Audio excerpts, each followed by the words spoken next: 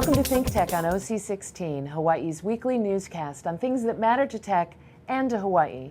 I'm Donna Blanchard. And I'm Maria Kashem. In our show this time, we'll visit Pacific New Media's 6th annual Contemporary Photography of Hawaii exhibition. The exhibit debuted last month at the Andrew Rose Gallery on Bishop Street. Hundreds of people showed up and spilled onto the sidewalk. The exhibition was organized by Susan Horowitz, longtime director of Pacific New Media, and exhibition coordinator David Ulrich. Gallery owner Andrew Rose curated and installed the gallery. This was a big show. There were over 500 submissions. The selection jury, Barbara Pope and Franco Salmaggi, selected only 56 photographs from 44 artists. So ThinkTech visited the exhibit to see what was happening, and we found the gallery chock-a-block with photographers and art lovers. It was like a New York opening, straight out of Madison Avenue, Soho, or the Village, but frankly, more exciting. That's because it demonstrated something we have not seen here in the past, a first-class body of work and a huge community of artists, their supporters, and appreciators. The excitement was unanimous and ear-splitting. First, we heard opening remarks by David Ulrich, not only the exhibition coordinator, but also a photographer, artist, teacher, and writer about photography. Of course, he then announced the winners and prizes. We're very happy to celebrate photography in Hawaii. We've been trying to create a jury show that would equal Artists of Hawaii for photographers. I think we're well on our way to that goal and that aim. I'd like to thank all 141 people that submitted to the exhibit. We had 543 submissions, of which 56 were accepted. But I want to give special thanks to everyone that submitted, because the show is shaped from everything, not just the ones that were accepted. And I would like to give special thanks to the 40 some odd artists who are represented with the 56 pieces in the show. We feel it's a very good and very accurate survey of contemporary photography in Hawaii. I'd like to say a few words about the jurors, Franco Salmaggi and Barbara Pope. Their primary criteria in looking at the work were images that had some sort of meaningful content. They were not interested in what they called cliché or genre images. They were looking for images that actually talked about something. I feel that all the images in the show meet that aim. So I'd like to thank especially Andrew Rose. Andrew has been marvelous as a host. And I think the reputation and quality of the show has gone up fivefold by our affiliation with Andrew and the work he's done to put together such a wonderful gallery in Honolulu. The Pacific New Media Jurors Award, which is chosen by Franco and Barbara, this person will receive a free class or workshop, is given to John Shimizu for his piece right here. John, thank you very much.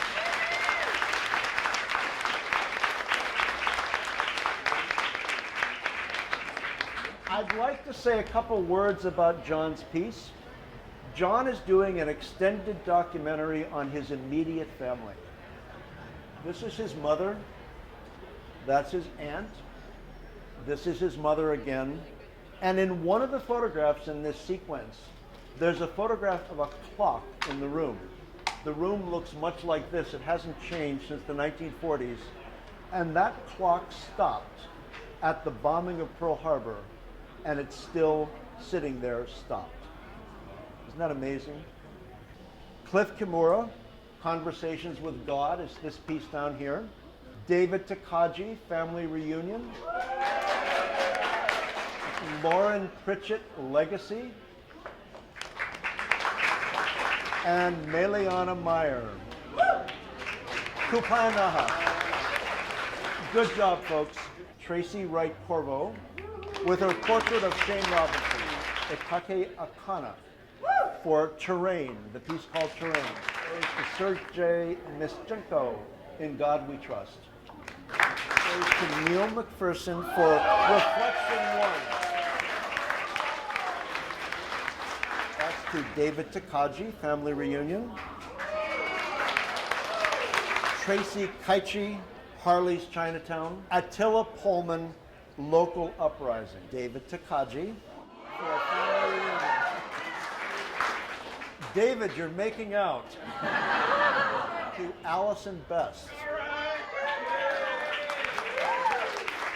For her Lost and Found series, Allie, congratulations, you deserve it. So folks, enjoy the opening. Thank you all for coming out. We really, really appreciate it.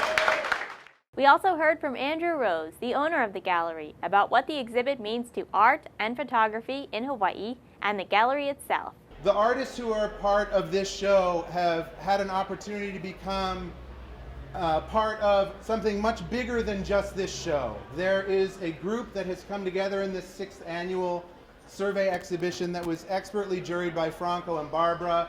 We've really got a new experience happening here, and your guys' support makes it all that much better. So please continue to support your emerging photographer friends, your established and career-minded friends in taking courses at PNM, and coming down in Honolulu to galleries and museums and supporting your artists, because it won't happen like this if we don't keep coming and we don't keep investing and we don't keep making it part of our daily lives.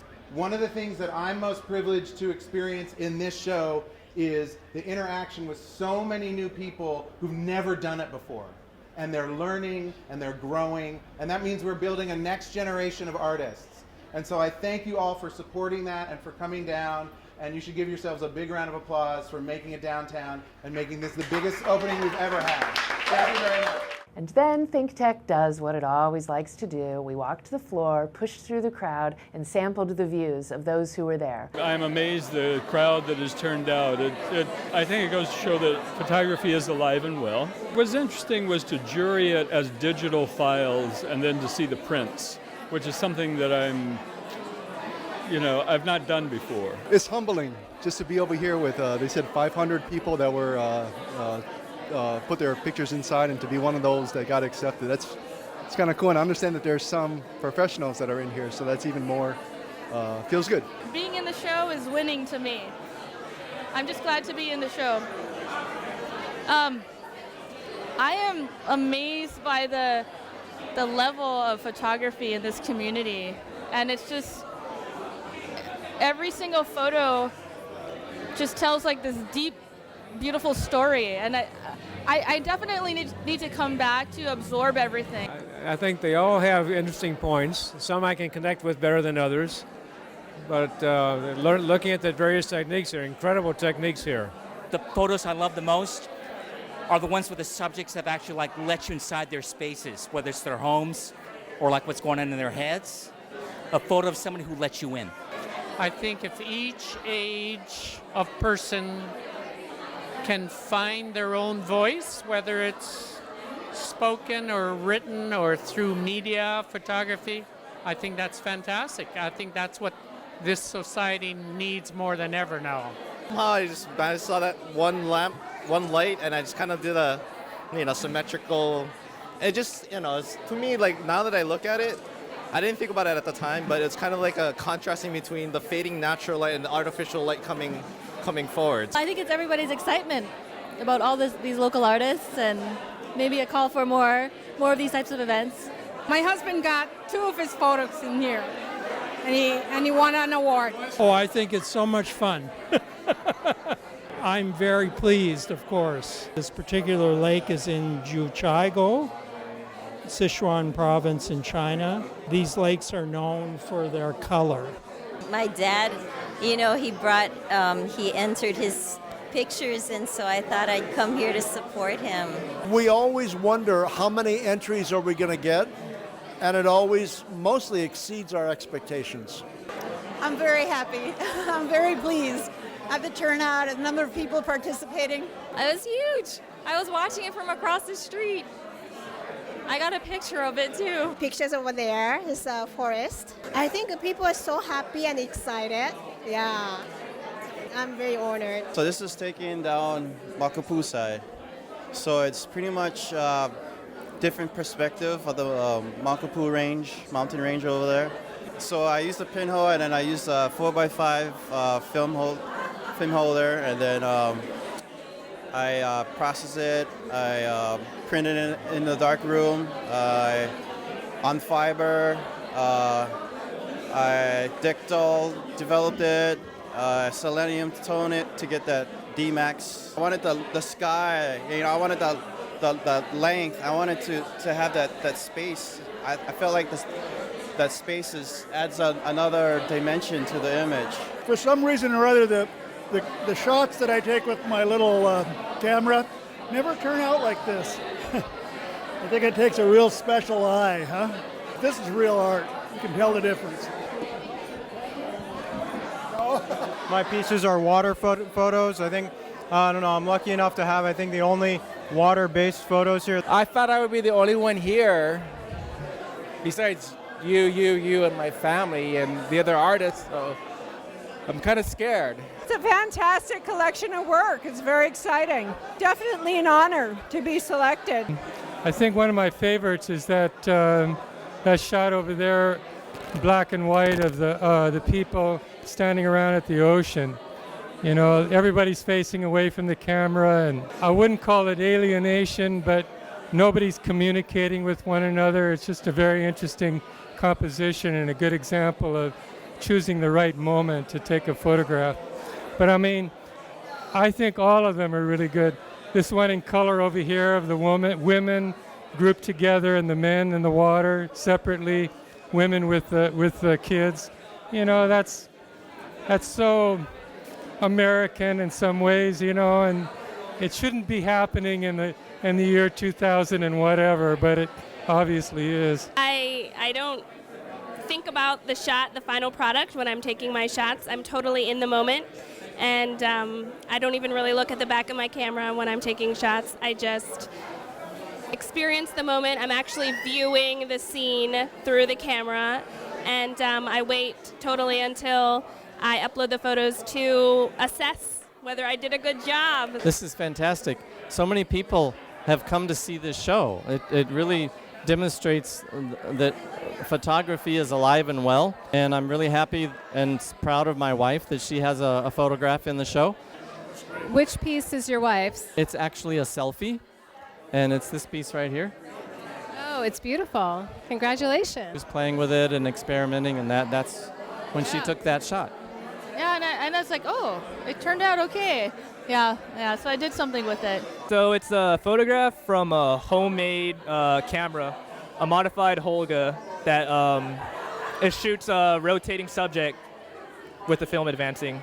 So I pretty much took a 360 view of her in one shot. I'm here today representing Fujifilm Hawaii. We gave a few awards away. So I came to congratulate the award winners. How does it feel to have your likeness in a portrait in the whole entire gallery show? It's very interesting. I was a little, when my friend asked me if he could enter that photo in the show, I was a little hesitant. It's not exactly how I think of myself, although, you know, it's very striking and interesting, but it's not how I really see myself. So I was a little kind of hesitant to say yes, but then I figured, well, it's not a bad photo, so. It turned out better than all of our expectations. We had probably 400 to 500 people tonight. Hawaii is one of the most creative places I've ever lived. It's because of the culture that is Hawaii, music and dancing and storytelling, and how art is part of life here that makes it a really robust scene. But the level of professional artists, the level of opportunity to trade in the art market is still growing. We're at that place now where there's some critical mass, where people are really talking about it more and more, and there's a lot of people interested in that, not only here in downtown, but Kaka'ako and other parts of Oahu and across the state. So yeah, there's more to be done. A juried exhibition like this is an opportunity for Hawaii artists to showcase their work. It also provides a lens for us to all compare art and culture from around the world. Andrew Rose added that his goal is to show the world just how diverse Hawaii's contemporary art community is within an intimate gallery setting. He said people here have a special appreciation for art because Hawaii's culture is so artistic and visual. Art is something you get to learn and in turn teaches you something about yourself, something you never knew before. It's like surfing. You can be on the shore and watch, but once you are out there and engage with the ocean, your experience becomes that much richer. And he's right. One of the artists selected to be part of the exhibition was photographer Melanie Chong. Photography has enabled her to travel the world and shoot for world-class publications. Chong says shooting is a spiritual experience for her. For a photo to have feeling, you have to put feeling into it. You have to shoot from the heart. She says aspiring photographers should do everything from the heart. Life is that much sweeter when you do. She encourages aspiring photographers to continue their craft. As with any other form of art, the more practice you get, the better you become. Keep shooting. Look at other people's work. Soak it in, and it will be your inspiration. Chong says it's important to support Hawaii's art community because it helps keep places like Andrew Rose's gallery alive as a platform for artists to share their work. In short, the exhibition was a huge success for Pacific New Media, for the Andrew Rose Gallery, for the artists, and for the animated crowd that spilled out onto Bishop Street. Yes, we'll go back next year when Pacific New Media and the Andrew Rose Gallery do their next exhibition. And for that matter, we'd for sure like to see that happen even sooner. We want to see the creative generation now emerging in our state grow and prosper with art and events like this, and we want to be there as a part of that community that supports them. The exhibition ended on May 2nd, but you can check out what happened by visiting the sites for Pacific New Media and the Andrew Rose Gallery. And next time, maybe you can even submit a winning photograph yourself.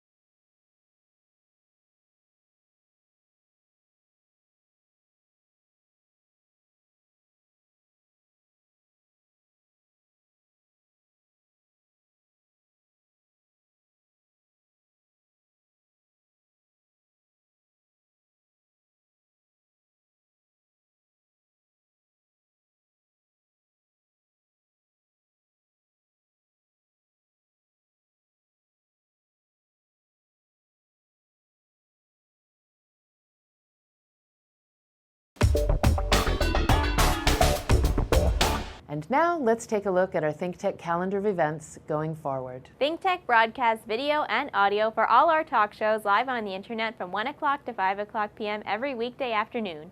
If you missed a show or want to replay or share any show, they're all archived on YouTube. Visit ThinkTech Hawaii for our live stream and YouTube links, or to join our email list and get these links and advisories on our upcoming shows. We also invite you to be part of our live audience at our downtown studio in Pioneer Plaza. Contact Jay at thinktechhawaii.com.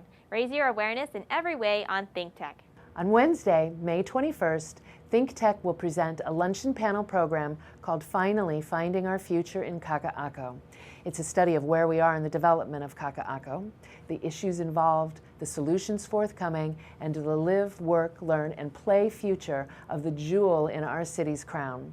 A stream of speakers and viewpoints from an array of principals and stakeholders, moderated by Steve Petranek of Hawaii Business, will help us connect the dots. Sign up early on thinktechhawaii.com.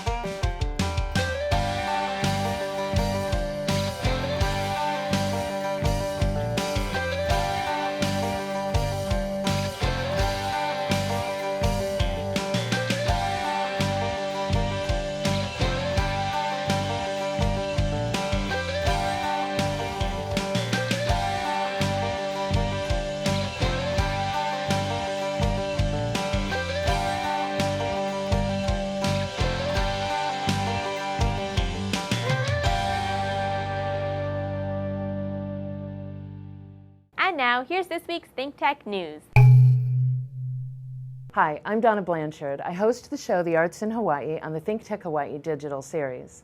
Over the last year, I've had some amazing conversations with designers, directors, writers, actors, painters, sculptors, and poets. And I've talked with some people that are artisans, like a brewmaster and a cheesecake designer. We've had really great conversations about not only what they do, but much more importantly, how they do it and why they do it. We've talked about the alchemy of the creative process. The show's called The Arts in Hawaii, but we've also talked with some people who are not local. We've talked with an inventive life strategist in Chicago and a singer-songwriter whose music is climbing the charts on iTunes. She happens to live in New York City. So we've decided to change the name of the show. No longer is it going to be The Arts in Hawaii. The new name of the show is, are you ready for it? Center Stage. We invite you to come join me here, center stage at the studios at ThinkTech in Hawaii and all over the world. I would be really happy to share center stage with you. I think when you join us, you'll learn a little more about the creative process and the alchemy that you can be responsible for creating in your own life. I hope to see you soon on Center Stage. I'm Donna Blanchard. And now here's this week's ThinkTech commentary. Aloha, I'm Jay Fidel of ThinkTech. I was on PBS Insights this week and we talked about the next salvation for Hawaii's economy. One of the points that arose, at least for me, was whether conventional economic thinking, as expressed by the economists at UHERO, is still appropriate to analyzing Hawaii's special circumstances as an island mono-economy. I feel that to understand our economy, we have to factor in other considerations, like the quality of the jobs people have, the quality of their daily family lives, the distribution of wealth among the groups in the community, the disparity in wealth, and the disturbing trend toward homelessness. The world has changed and is changing ever more quickly in the 21st century. Globalism and the international flight of capital, people, and terrorists are having a huge effect. The ubiquity and blinding speed of information and money on the internet are having a huge effect also. The difficulty of governing billions of people real-time on complex social and policy issues is becoming more pronounced and, frankly, more scary. The old principles of economics, as we knew them in the 20th century, are passing. We need to update not only the conventional charts and graphs, but our way of thinking about economics as a science, or more often an art, that holds such sway over our governments. Enter a French economist, Thomas Piketty. I saw a review of his book before the PBS show, but it only dawned on me after the show that Piketty's approach is a new departure along these very lines. His book, Capital in the 21st Century, has gone viral and has been flying off the shelves with a new message that rising inequality in the world today is killing capitalism. He shows how capitalism has evolved over the past 300 years, but that it is reverting to thinking that should have ended a century ago. In short, returns on capital are rising faster than economies are growing. The wealthy are getting wealthier, while everyone else is struggling. Piketty says this inequality will widen to the point where it becomes politically and economically unsustainable, unless action is taken to redistribute income and wealth. Piketty has been able to collate data on such a scale as to develop historical evidence. With that, he shows that the world is moving in the wrong direction and that something can and should be done about it. Inherent in Piketty's revelation is that capitalism simply isn't working. Many conservatives, or anyone on the wealthy side of the equation, will have trouble adopting what Piketty has to say. Piketty says he remains a defender of the free market and private property, but there are limits to what markets can do. Paul Krugman, writing in the New York Review of Books, says Piketty's work will change both the way we think about society and the way we do economics. For modern economics, we need a much more transcendental approach. For ThinkTech, Piketty is a new and important thread in understanding the true changes and disparities of our times and our state, one to be studied with a view to finding better solutions for a better future for Hawaii. After all, economic and social sustainability, more than anything else, is the foundation of our island economy. Jay Fidel, ThinkTech News. We'll be right back to wrap up this week's edition of ThinkTech, but first we want to thank our underwriters. Castle & Cook Hawaii, 160 years of investing in Hawaii, creating communities and providing for the needs of our state. Collateral Analytics, a Hawaii-based tech company empowering the real estate industry to make better informed property investment decisions. The Foreign Trade Zone, bringing the benefits of the Foreign Trade Zone program to Hawaii businesses and entrepreneurs. Galen Ho, a senior executive of BAE Systems, a global defense, security, and aerospace company. Hawaii Energy, your energy conservation and efficiency program, created to help Hawaii residents and businesses adopt a clean energy lifestyle.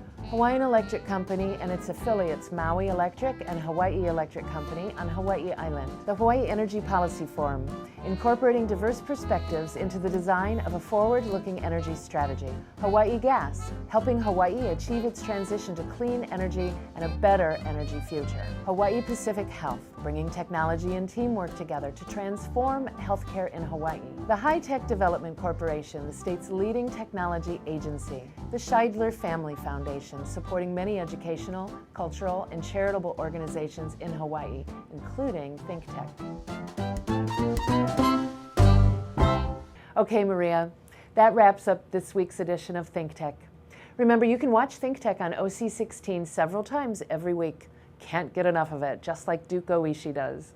For additional times, check out oc16.tv. Definitely, Donna. For lots more ThinkTech videos and for underwriting and sponsorship opportunities on ThinkTech on OC16, visit thinktechhawaii.com. Be a guest or volunteer, a producer or studio intern, and help us reach Hawaii.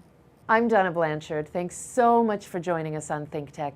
You can watch this show throughout the week and tune in next Sunday evening for our next important weekly episode. Aloha, everyone. I'm Maria Kashem. See you next time.